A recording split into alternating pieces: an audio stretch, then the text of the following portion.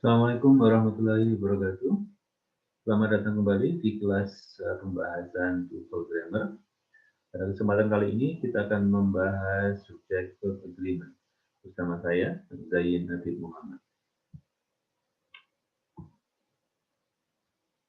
Baik, mari kita mulai ke yang pertama. Pada bagian yang pertama adalah tabel pembagian subjek verb agreement.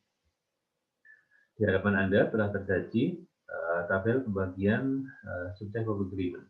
Pada kolom yang sebelah kiri Anda mendapati keterangan subjek, di mana di sana terdapat beberapa variasi subjek. Kemudian di sebelah kanan adalah bentuk kata kerja yang dipengaruhi oleh jenis subjek yang ada di kolom paling kiri. Perlu Anda cermati bahwa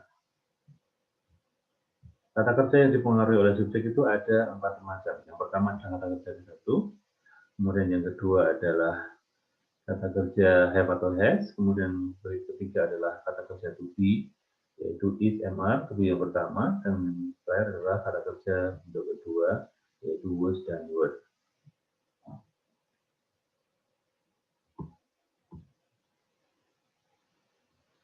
Baik, mari kita lihat contoh sedikit perubahan dari subjek verb agreement. Misalnya kita lihat, kita mencermati pada subjek the girl, di sini the girl dalam bentuk singular atau tunggal, maka apabila ketemu dengan kata kerja satu play atau go, maka dia belum mendapatkan tambahan s atau es. Kalau ketemu dengan kata kerja have atau has, maka dengan subjek the girl, singular, tunggal itu menggunakan kata kerja has, bukan have. Kalau ketemu dengan tubuh pertama, yaitu menggunakan is. Kemudian kalau ketemu tubuh kedua, bukannya menggunakan were, tapi malah menggunakan was.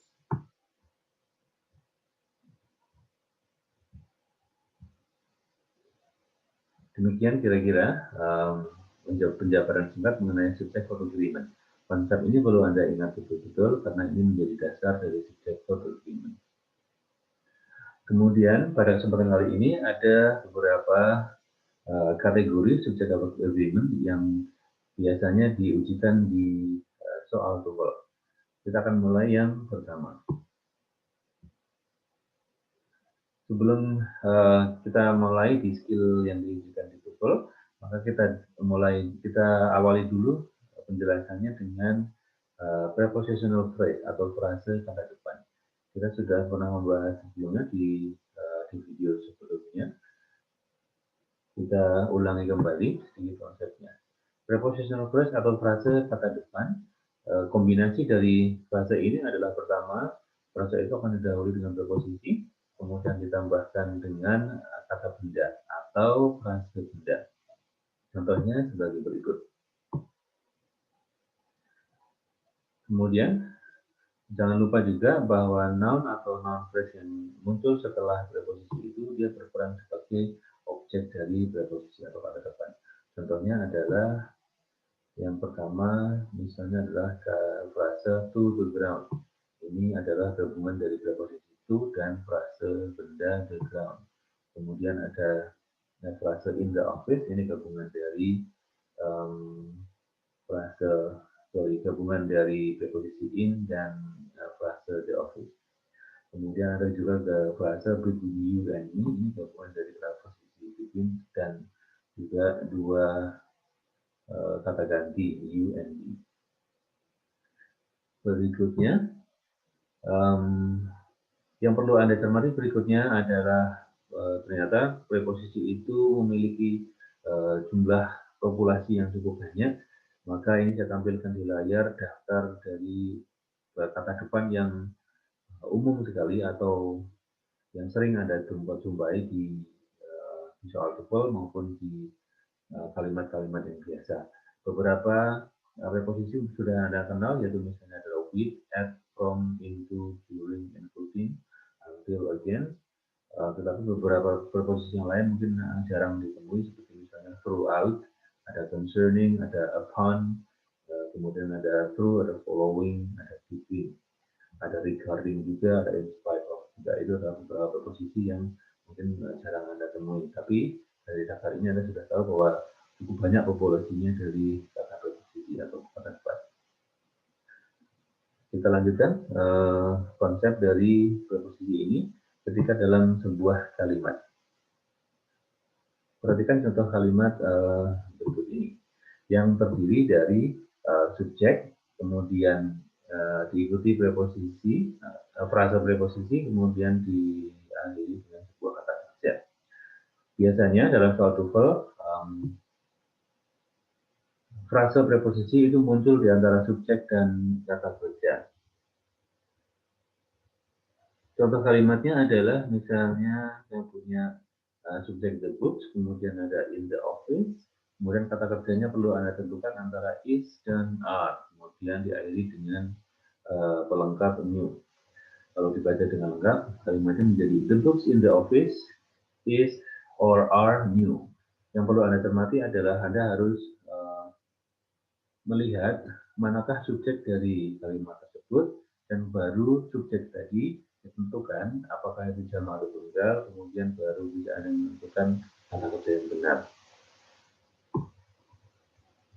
Betul sekali, kata kerja is itu tidak tepat karena kita memiliki subjek books, di mana books itu adalah jamak, maka kalau subjeknya jamak, dia akan ketemu dengan kata kerja yang tepat adalah are. Baik, mari kita ke kalimat berikutnya. Kalimat berikutnya kita mendapati the player in the team plays or play well atau very well. Pertama kita lihat dulu, subjeknya adalah the player. Di sana subjeknya adalah tunggal. Kemudian kata kerjanya adalah plays atau play. Bisa Anda tebak kira-kira mana kata kerja yang betul? Ya, kata kerja play tanpa s itu adalah tidak tepat. Mari kita lihat, subjeknya adalah the player, di mana subjeknya adalah tunggal, maka kata kerja pertama itu perlu mendapatkan tambahan s atau es. Perlu diingat, penambahan s atau es di kata kerja itu bukan berarti kata kerjanya jamak. Ingat, kata jamak itu hanya bisa berlaku di kata benda saja. Kata kerja tentu saja tidak bisa diberi penambahan jamak. Oleh karena itu, subjek tunggal akan ketemu dengan kata kerja satu diberi tambahan s. Mari kita lihat lebih lanjut di kalimat yang pertama, books itu adalah plural, kemudian the player itu adalah singular. Berikutnya kita coba melihat bagaimana konsep seperti ini muncul di soal TOEFL. Saya punya sebuah kalimat, the rise of multinationals has resulted in a great deal of legal ambiguity because multinationals can operate in so many jurisdictions. Baik, pertama mari kita cermati subjek yang pertama adalah the rise, subjeknya adalah tunggal, kemudian kata kerjanya adalah have. Karena subjeknya tunggal, maka kata kerja have itu salah, harusnya have itu diganti menjadi has. Kemudian ternyata di kalimat ini kita memiliki dua klausa, kita juga periksa, subjeknya adalah multinational, di sana kata kerjanya can operate betul, karena ternyata kata kerja model can itu tidak dipengaruhi oleh jumlah subjek atau antara tunggal ataupun jamak. Oleh karena itu, can model tidak dipengaruhi oleh subjek tunggal maupun jamak. Baik, demikian untuk penjelasan yang pertama, yaitu agreement antara subjek dan verb yang dibatasi oleh prepositional phrase. Mari kita lanjutkan ke bagian yang kedua. Bagian yang kedua, subject of agreement juga dipengaruhi oleh expression of quantity. Apa itu expression of quantity?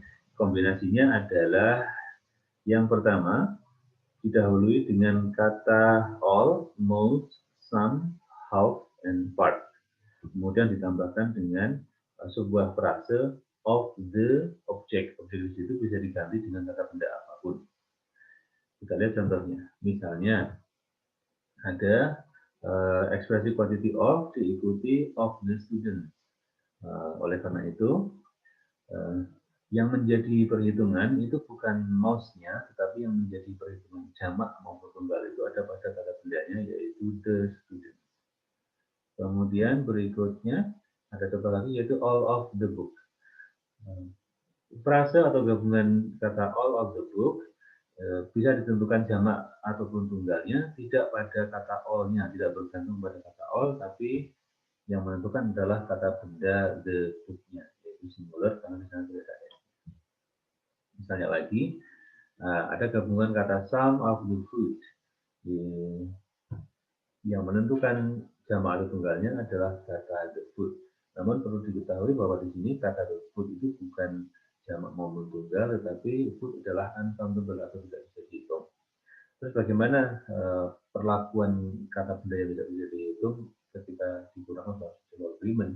Ternyata kata benda yang tidak bisa dihitung perlakuannya hampir sama dengan kata benda tunggal. Mari kita lihat penerapan dari konsep ini dalam kalimat. Ingat, kombinasinya adalah expression of quantity kemudian ditambahkan verb. Expression of quantity ini sebagai subjeknya, kemudian diikuti dengan verb. Contohnya adalah half of the books. Ada kata kerja is dan are, kemudian diikuti pelengkapnya not new. Ingat sekali lagi bahwa frase half of the books yang menjadi inti subjeknya adalah bukan half-nya, tetapi adalah kata benda books-nya. Karena di sana kata benda books itu jamak, maka kata kerja yang benar adalah are. Contoh berikutnya, saya punya kalimat all of the money needs to be saved. Kita punya subjek all of the money, kemudian ada kata kerja need atau need. Di mana need itu adalah kata kerja ke-1. Kemudian, mari kita lihat manakah yang benar, kata kerja need atau need.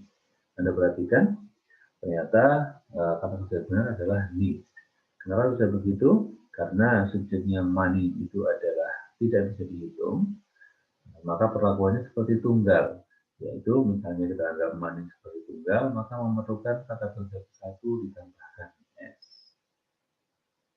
Kita cermati lagi, books itu adalah plural jamak, maka dia akan ketemu dengan kata kerja are. Kemudian money itu adalah uncountable, kita anggap sebagai tunggal, maka dia bertemu dengan kata kerja ke-1 ditambahkan s.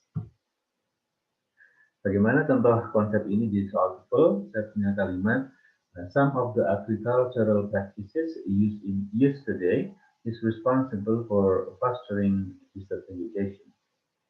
Mari kita lihat subjeknya satu persatu. Apa kita lihat apakah ada satu pasang atau dua pasang? Ternyata hanya ada satu saja, yaitu practices. Kemudian kata kerjanya adalah is. Nah, dari kata practices, kita tahu bahwa ini adalah jamak. Oleh karena itu, ketika subjeknya jamak, tidak tepat ketemu dengan kata kerja is. Maka is diganti menjadi are. Baik, demikian untuk skill yang kedua, yaitu subject verb agreement yang melibatkan gabungan kata yang menunjukkan kuantitas atau expression of quantity. Mari kita lanjutkan ke bagian yang berikutnya. Bagian yang berikutnya, di mana subject verb agreement itu juga dipengaruhi oleh inverted verbs. Apa itu inverted verbs? Inverted verbs adalah kata kerja yang diposisikan terbalik atau tidak di tempat semestinya. Kita lihat bagaimana itu diterapkan. Biasanya inverted verbs itu digunakan dalam kalimat ketika kalimat itu menekankan pada atau ingin menekankan keterangan tempat muncul di awal. Maka kombinasinya menjadi pertama di awal kalimat akan muncul keterangan tempat, kemudian baru ditambahkan kata kerja, kemudian baru ditambahkan subjek. Anda cermati di sini, kombinasi subjek dan verb itu ternyata terbalik. Terbalik bagaimana? Ternyata yang muncul lebih dulu dalam kalimat itu bukan subjeknya, tapi malah justru kata kerjanya. Baru diikuti subjeknya di bagian akhir. atau mendekati di akhirnya. Sehingga biasanya yang menentukan subjek dan verb itu dari posisi kiri ke kanan. Ya, di kalimat yang kata kerjanya terbalik itu justru subjeknya ada di sebelah kanan yang nanti akan menentukan kata kerjanya berubah atau tidak di sebelah kirinya. Kita lihat contohnya, misalnya ada sebuah kalimat, there are some many new gadgets today. There are many new gadgets today. Ini harus tidak pakai some ya, cukup many atau some saja. Di sini ternyata subjeknya itu bukan there, tetapi ternyata subjeknya adalah gadgets. Kemudian kalimat berikutnya, among those people is my friend Amy. Di sini juga sama, subjeknya itu adalah bukan among those people, tapi ternyata adalah my friend Amy. Kemudian kata kerjanya adalah is. Kemudian yang berikutnya adalah behind the desk was my new pair of shoes. Di sini subjeknya ternyata bukan the desk, tapi ternyata adalah di sebelah kanannya, yaitu my new pair. Kemudian kata kerjanya adalah was. Kemudian kalau diberi penjelasan tambahan menjadi seperti ini. Gadget itu jamak, maka kata kerjanya bukan is melainkan are. Kemudian my friend Amy itu adalah tunggal, maka kata kerjanya bukan are tapi melainkan is. Kemudian berikutnya subjeknya my new pair di sebelah kanan. Kemudian kata kerjanya bukan were tapi malah menggunakan was. Kemudian bagaimana cara menandainya? Bahwa di sini keterangan tempat itu merupakan kombinasi dari preposisi dan frase benda. Di contoh yang pertama, there itu adalah menunjukkan keterangan tempat, meskipun tidak ada preposisinya, tapi kita tahu kata there atau here itu adalah keterangan tempat. Kemudian berikutnya di contoh yang kedua, kita punya among those people, di sini ada preposisi among, kemudian diikuti oleh frase benda those people. Begitu juga di nomor 3 kita punya behind, itu adalah preposisi, kemudian tempatnya atau frasenya adalah the desk. Baik, kita lihat contoh berikutnya di agreement after inverted verb. Seperti tadi, kombinasinya adalah di awal akan muncul keterangan tempat terlebih dahulu, kemudian diikuti kata kerja, dan baru diikuti subjek.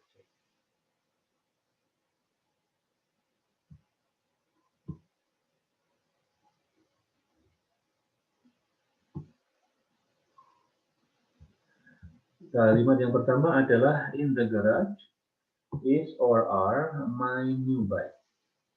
Kita lihat amati pertama, in the garage ini tentu saja bukan subjek. Kenapa? Diawali, Anda mendapati frase ini diawali oleh in. Maka kalau diawali preposisi in, otomatis the garage itu tidak bisa menjadi subjek.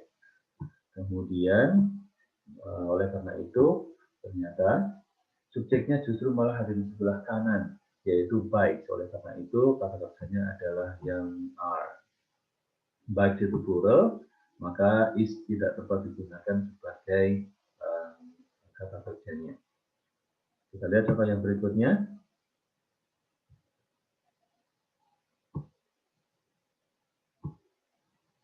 Oke, kita lanjutkan dulu ke bagaimana soal ini. Oke. Di contoh kalimat berikutnya kita mendapati near the store was the old pet shop. Di kalimat yang kedua kita tahu bahwa near itu juga bisa digunakan sebagai preposisi. Oleh karena itu kata kerja yang tepat antara was dan were itu dipengaruhi bukan oleh stores-nya, meskipun store itu Jawa, tapi oleh kata shop yang ada di belakang. Karena shop itu tunggal, maka kata kerja tepat adalah bukan were, tapi adalah was. Mari kita lihat bagaimana soal ini muncul di soal verb. Saya punya kalimat, in the parking lot south of the stadium was the cars that everybody was talking about. Kita lihat manakah subjeknya. Ternyata subjeknya itu bukan parking lot. Kenapa bukan parking lot? Karena di sana parking lot memiliki diawali dengan preposisi, otomatis ini bukan menunjukkan parking lot sebagai subjek, malah justru objek. Oleh karena itu, kita juga mendapati kata kerja was. Dan subjek yang mempengaruhi kata kerja was ternyata tidak di sebelah kiri was, tapi malah di sebelah kanan, yaitu the cars. Karena cars itu jamak, maka was itu perlu diganti menjadi were. Kemudian ternyata di kalimat ini ada klausa yang lain, yaitu adalah everybody. Everybody itu dianggap tunggal, kemudian ketemu dengan kata kerja was itu sudah benar. Oke, mari kita lanjutkan ke bagian yang terakhir dari subjek verb agreement. Yang terakhir adalah agreement after certain words. Maksudnya adalah ternyata kita memiliki beberapa kata ganti, daftar kata ganti yang selalu dianggap tunggal. Kata ganti di sini misalnya anybody, anyone, anything, everybody, everyone, everything, nobody, no one, nothing, somebody, someone, something, each kemudian digabungkan dengan sebuah kata benda atau every digabungkan dengan benda, maka kombinasi ini pasti adalah tunggal. Dan kalau Anda mendapati kata ganti ini sebagai subjek, pastikan Anda memperlakukannya sebagai kata benda tunggal atau singular. Mari kita lihat the certain word. Biasanya kata ganti ini akan muncul di depan, kemudian berperan sebagai subjek diikuti dengan kata kerja. Maka kata-kata tadi akan menjadi subjek, kemudian disesuaikan dengan kata kerjanya. Misalnya adalah kita punya kalimat, everyone has or have their own ideas. Ingat selalu bahwa everyone itu ketika menjadi subjek dia akan tunggal, oleh karena itu kata kerja yang tepat bukannya have, malah adalah harus menggunakan has. Contoh yang kedua, each problem need or needs to be solved. Perhatikan kata problem tidak ada s-nya juga dan didahului dengan kata each. Oleh karena itu, kata kerja yang benar adalah kata kerja satu ditambahkan s.